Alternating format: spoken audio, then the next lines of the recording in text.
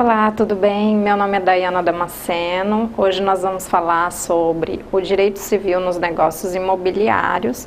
A nossa lei 10.406/2002, ela é de 10 de janeiro do ano de 2002, a qual revogou a nossa antiga lei, o nosso antigo Código Civil de 1916.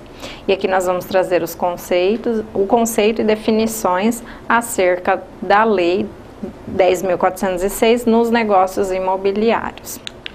Primeiramente, nós vamos ver a parte geral e sua aplicação nos negócios imobiliários.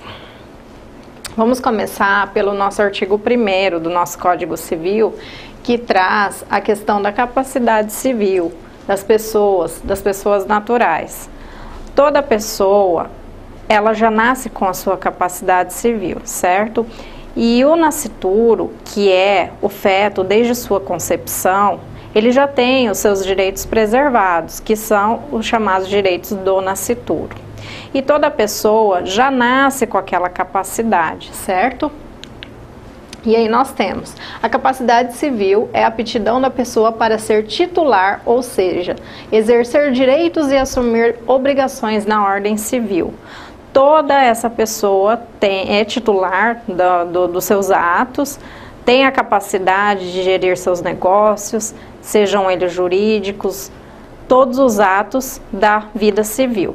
Ou seja, o nosso Código Civil, ele trata desses atos que são praticados por nós, seres humanos, desde o nosso nascimento, no decorrer de nossas vidas, assim como praticamos nossos atos. Então, o nosso Código Civil traz tudo isso expressamente, certo? Aí nós temos aqui no nosso artigo 3º da nossa lei 10.406, que fala acerca da incapacidade absoluta, que vem a ser, quem é absolutamente incapaz? É aquele menor de 16 anos, certo? Aqui já fala, são absolutamente incapazes para exercer pessoalmente os atos da sua vida civil, os menores de 16 anos, os que, por enfermidade ou deficiência mental, não demonstram o necessário discernimento para a prática desses atos, e os que, mesmo por causa transitória, não puderem exprimir a sua vontade. Então, o que acontece? Os menores de 16 anos, eles são totalmente incapazes para praticar os atos da vida civil. São crianças, né? São adolescentes, digamos assim, criança até os 12 anos, dos 12 aos 18 são adolescentes, mas os menores de 16 anos são absolutamente incapazes. E aquele por enfermidade, né, e que não puder exprimir os seus atos, seus pensamentos, sua vontade, certo? Então, esses se encaixam no rol de pessoas absolutamente incapazes. O nosso artigo, né, 3º do nosso Código Civil, da nossa lei 10.406, ele traz muito claramente essa questão. E aqui nós temos um parágrafo que fala, né, a determinação da capacidade da pessoa é de suma importância para a validade de um negócio jurídico.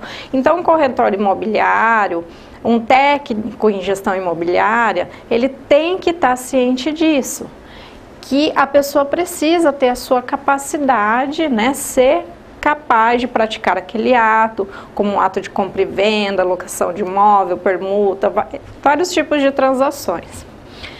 E pois ele é nulo quando celebrado por pessoa absolutamente incapaz, ou seja, ele não é passível de anulação, ele é exatamente nulo. Um ato praticado por um menor de 16 anos, por uma pessoa que está enferma, que não tem a capacidade de exprimir sua vontade, de praticar os atos, ele é totalmente nulo, não tem como ser validado aquele negócio jurídico, certo? E no nosso artigo 4º, é interessante, estou citando bem a numeração dos artigos, porque é interessante um corretor, um técnico em negócios imobiliários estar por dentro disso, da nossa lei, saber como é regido o direito civil na questão dos negócios imobiliários. Então, isso é muito importante, porque a partir do momento que você vai estar entrando em contato com o seu cliente, que você vai estar vendo com ele a questão de fazer uma transação, na compra e venda de um imóvel, uma locação, seja ela qual for, é interessante você ter a certeza que o seu cliente, ele é capaz de praticar aqueles atos. Aí nós temos aqui, são relativamente incapazes a certos atos, a maneira de os exercer os maiores de 16 e menores de 18 anos. Entre os dois, o maior de 16 anos e o menor de 18, eles são relativamente incapazes. Por quê? Porque o menor de 18 anos e maior de 16, ele pode requerer, por vontade dos pais, que nós vamos falar um pouquinho mais à frente, a emancipação voluntária, certo?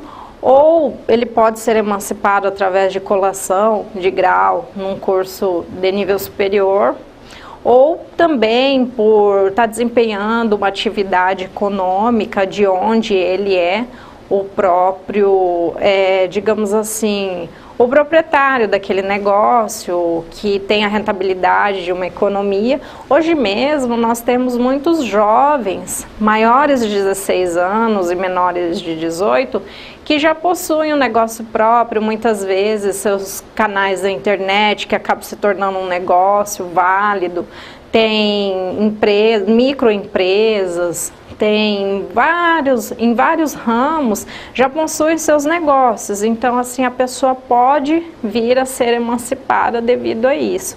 E também a questão, o casamento, né? Pode se emancipar para um casamento, mas lembrando que mesmo que o jovem venha se emancipar, e está casado e de repente ele ainda não completou os 18 anos, mas o cônjuge, né, venha a falecer, ele fique na qualidade de viúvo, ele não volta a ser relativamente incapaz, né? Ele já é capaz para tudo, para praticar todos os seus atos. Aí nós temos aqui que além dos relativamente incapazes, o qual estávamos falando, até foi mais um pouquinho à frente, já adiantando a questão da emancipação, mas que nós vamos ver com mais detalhes na próxima página, mas aqui fala sobre os relativamente incapazes, que além desses que eu já expliquei, maiores de 16 e menores de 18, eu gosto muito de frisar para o aluno tá fixando bem essa questão, porque às vezes confunde absolutamente e relativamente. Não, o absolutamente incapaz para praticar os atos nós já vimos que são os menores de 16 anos, certo? E os enfermos que não podem exprimir a sua vontade. E aqui nós temos os ébrios habituais. O que vem a ser os ébrios? Os ébrios são pessoas que possuem um vício no álcool, né? Sofrem com aquele problema com o alcoolismo. E infelizmente nem sempre eles estão aptos, né? Estão praticamente seguros de praticar determinado ato. Então os ébrios também são relativamente incapazes. Nós temos os viciados em tóxicos e os que, por deficiência mental, têm o discernimento reduzido, como os excepcionais, sem desenvolvimento mental completo. Então, esse tipo de pessoas, esse grupo de pessoas, também, infelizmente, eles não estão 100% capazes para praticar os atos da vida civil. Então, se enquadram no rol dos relativamente incapazes. E nós temos aqui também os pródigos, ou seja, o que são os pródigos? São os dissipadores de seus bens, aqueles que não têm a responsabilidade com seus bens, abrem mão das suas coisas, não têm o controle, desperdiçam tudo que possuem sem a menor responsabilidade. Então esses, os pródigos, também são relativamente incapazes, muitas vezes não é dado a eles essa confiança de poder praticar certos atos, que muitas vezes, vamos dar um exemplo, muitas vezes um pródigo tem um bem de valor alto, um bem assim muito valorizado, e ele acaba se despando dele, vendendo por um preço que não é, só para se ver livre daquilo, não sabe negociar, dá valor àquilo que possui. E existe muito no mundo afora pessoas que têm esse pequeno problema, né? Então, o nosso Código Civil, ele traz essa questão do pródigo, que é relativamente incapaz. E o negócio jurídico celebrado por pessoa relativamente incapaz é anulável. Essa parte é muito importante para vocês, alunos, fixarem que é passível, sim, de anulação o ato praticado por uma pessoa relativamente incapaz, diferente do absolutamente incapaz, que ele, de fato, é nulo, não tem para onde recorrer, praticado por aqueles que se enquadram nos absolutamente incapazes para praticar os atos da vida civil. Os relativamente incapazes, alguns atos são passíveis, sim, de anulação. A lei permite aos relativamente incapazes a prática de atos jurídicos, mas condiciona essa prática à assistência do pai, tutor ou curador, ou seja, de uma pessoa plenamente capaz para que se posta ao lado do relativamente incapaz, auxiliando na prática do ato jurídico e integrando-lhe a capacidade. Então, relativamente incapaz entra nessa questão que eu expliquei há poucos segundos atrás, que o pai, né, ele vai estar ali auxiliando muitas vezes o filho ou o tutor, o curador de tal pessoa, a prática desses atos. E aí entra a questão que eu adiantei um pouquinho na nossa aula agora, que é a questão da emancipação, a qual está descrita no nosso artigo 5º da nossa Lei 10.406 de 2002. A menoridade cessa aos 18 anos completos, como todos nós sabemos, quando a pessoa fica habilitada à prática de todos os atos da vida civil. Todavia, a incapacidade pode ser cessada para os menores pela emancipação. Aí, conforme eu já expliquei, nós temos concedida pelos pais, que é a emancipação voluntária. Como se dá essa emancipação?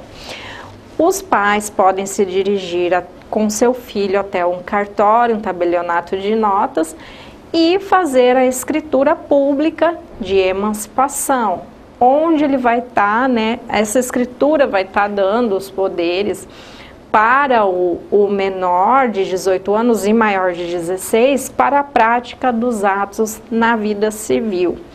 Após ter feito essa escritura, reconhecida, registrada por um tabelião de notas, esse menor de 18 anos e maior de 16, ele fica apto à prática dos atos na vida civil. E tem os outros motivos que eu falei também, que no caso pelo exercício de emprego público efetivo, também ele ficará apto aos atos da vida civil e assim cessará a menoridade. Pela colação de grau, conforme eu já falei em curso superior, pelo estabelecimento civil comercial que eu mencionei, esses jovens empreendedores que estão com seus negócios também vêm a cessar essa menoridade. E a existência de relação de emprego no qual o menor com 16 anos, veja bem, 16, porque a partir dos 16 ele já é relativamente incapaz, ele deixou de ser absolutamente incapaz. Tem economia própria, que é como eu falei acerca dos jovens que empreendem. Uma vez ocorrida a emancipação, ela se torna irrevogável, definitiva. Quem se emancipou pelo exercício do comércio e depois faliu, quem se casou e depois ficou viúvo ou se divorciou, que pode acontecer, não retorna à condição de incapaz, ou seja, ele continua como ele está, já capaz para a prática de todos os atos da vida civil. Espero que tenha ficado bem claro, essa parte que é uma parte muito importante. E aí nós passamos para outro tópico bem importante, que é no nosso capítulo 2 da nossa lei, onde fala dos direitos da personalidade. O que vem a ser os direitos da personalidade? Toda pessoa tem direitos relativos à sua personalidade. Os direitos da personalidade são a intimidade, a vida privada, a honra e a imagem das pessoas, o nome e o pseudônimo, certo? Que é um nome adotado, muitas vezes por um artista que adota um nome artístico, um escritor de uma obra que vem adotar o pseudônimo. Isso vem a ser. Então, são direitos das pessoas, eles são direitos intransferíveis e irrenunciáveis, ou seja, são próprios da pessoa, não pode vir a ser alienado, a ser passado para jamais. O nome já fala, direito de personalidade, que vem a ser esses que eu mencionei, que é próprio da pessoa. E aí nós vamos iniciar agora o artigo 22 da nossa Lei 10.406, que é muito importante para um técnico em negócios imobiliários ter conhecimento da questão da ausência de uma pessoa que possui bens, um bem ou vários bens.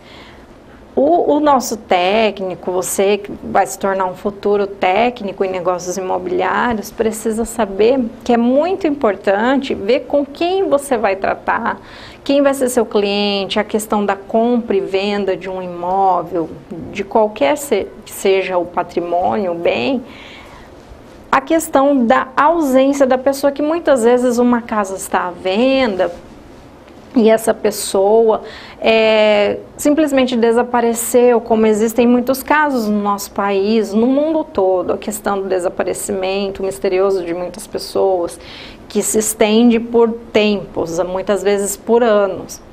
Então, nós temos em nosso artigo 22 a questão da ausência.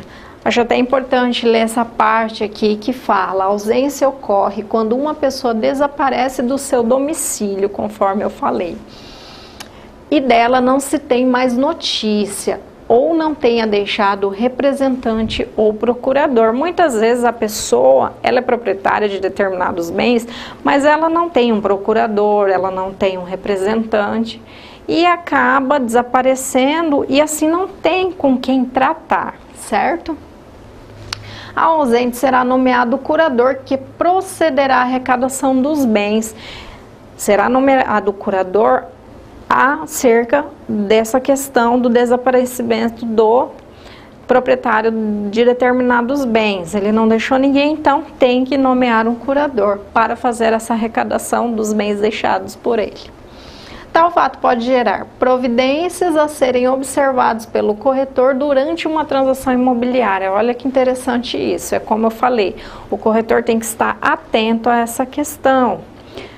Está ausente a pessoa, deixou seus bens, seu patrimônio, então tem que estar por dentro para ver o que está acontecendo, deixou representante, procurador, assim ser nomeado o curador para fazer a arrecadação dos bens, do que ele deixou, que muitas vezes a pessoa deixa bens em vários lugares, né, diferentes, várias cidades, então é interessante estar nomeando o curador e obrigatoriamente tem que ter esse curador para fazer essa arrecadação dos bens.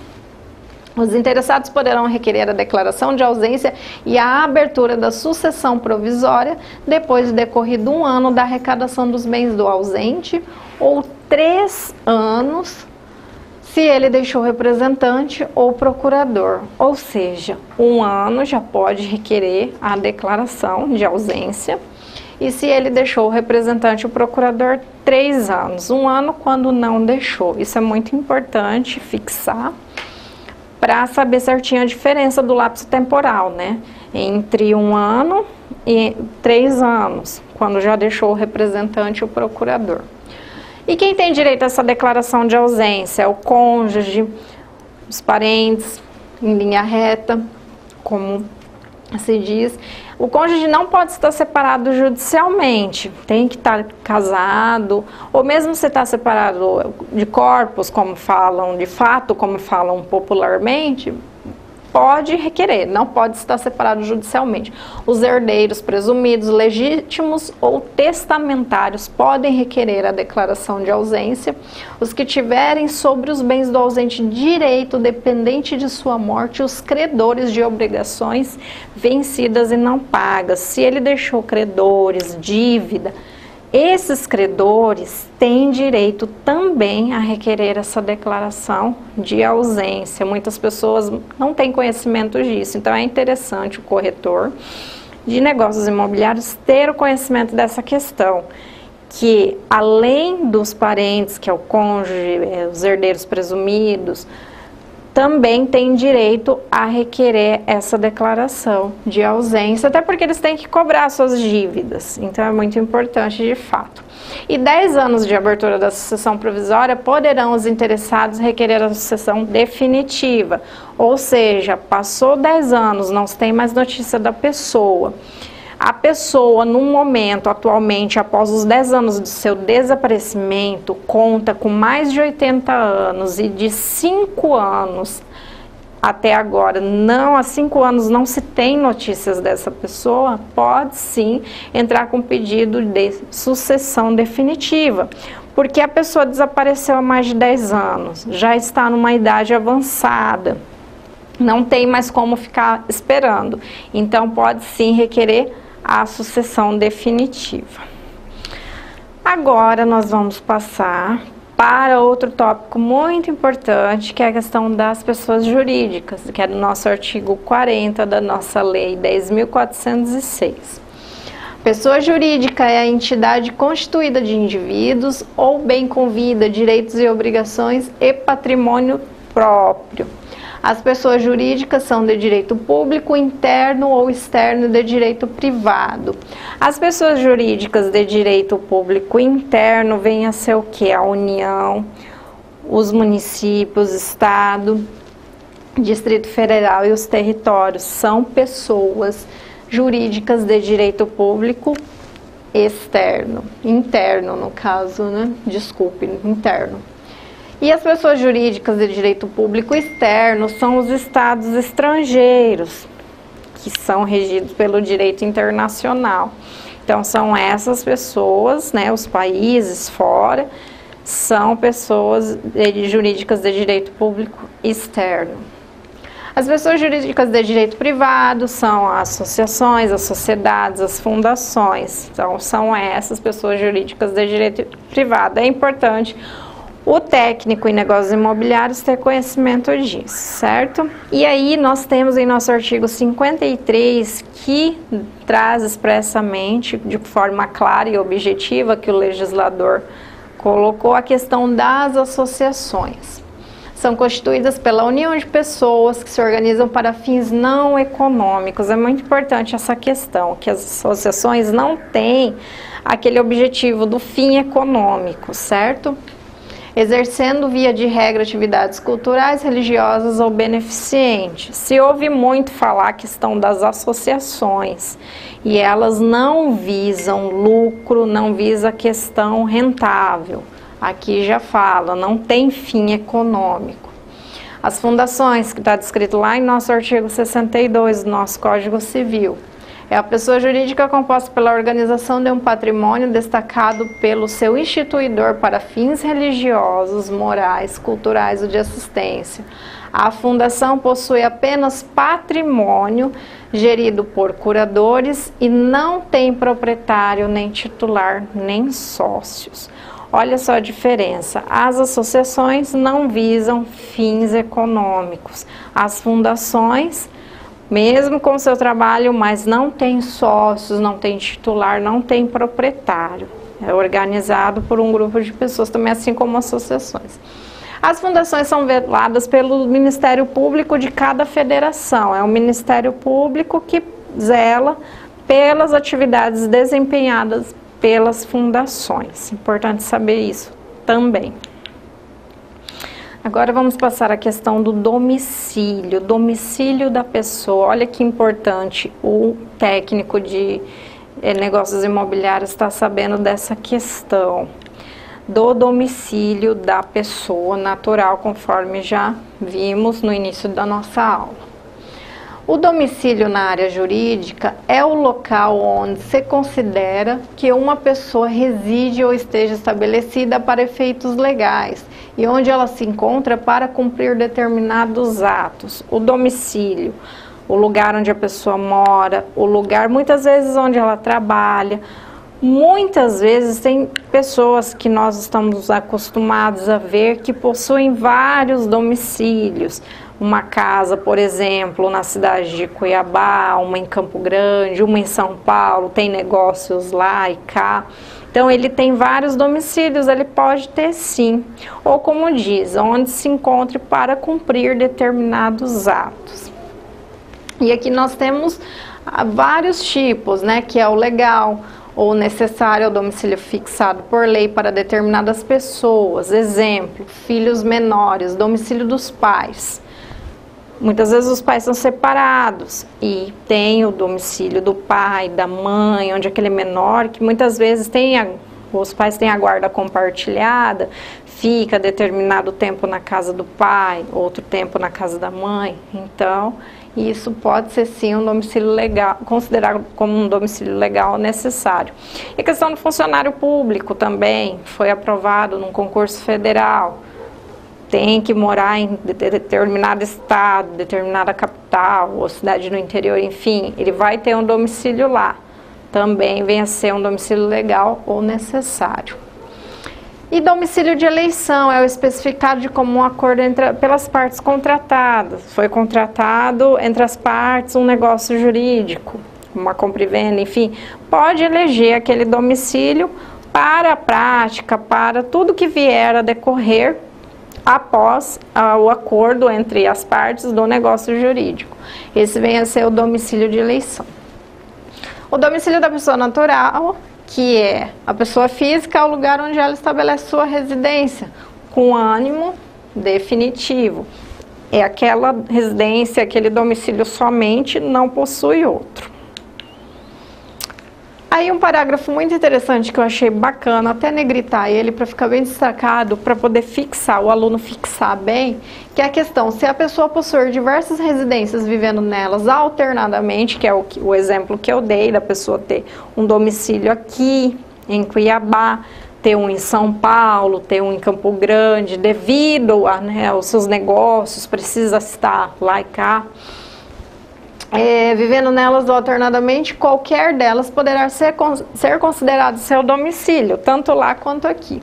O domicílio também pode ser o local de trabalho ou o lugar onde a pessoa mantém o centro de suas ocupações. Muitas pessoas trabalham em casa, hoje em dia tem seus escritórios, então pode ser considerado sim o domicílio.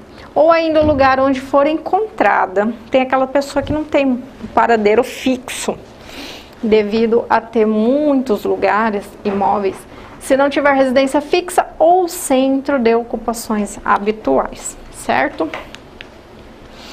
Agora nós vamos adentrar aos bens, a parte uma das mais importantes para os nossos alunos que estão fazendo esse curso para ser técnicos em negócios imobiliários, é muito importante essa parte. Aí nós temos conceitos e definições dos bens. Bens são valores imateriais e materiais que podem ser objeto de uma relação jurídica. Os bens imateriais são dotados de abstração ou ideais, como, por exemplo, os créditos, direitos autorais e a honra. Esses vêm a ser os bens imateriais. Olha bem a diferença. Os bens móveis, que são bens que podem ser transportados por si próprio ou por força alheia, como coisas que compõem uma residência, carros. Os bens móveis por antecipação são bens incorporados ao solo, né? Os bens imóveis no caso, com a intenção de separá-los, posteriormente convertê-los em imóveis. E aí os bens imóveis, sua classificação, seu conceito de definição, são os bens de raiz, ou seja, as coisas que não podem ser removidas de um lugar para o outro, sem causar destruição, como casa, fazenda, prédios, como todos sabem, os bens imóveis. No nosso artigo 79 do Código Civil traz que são bens imóveis, o solo e tudo que se lhe incorporar natural ou artificialmente, certo? Agora nós vamos encerrar esse bloco para podermos voltar ao próximo bloco e darmos continuidade à nossa aula.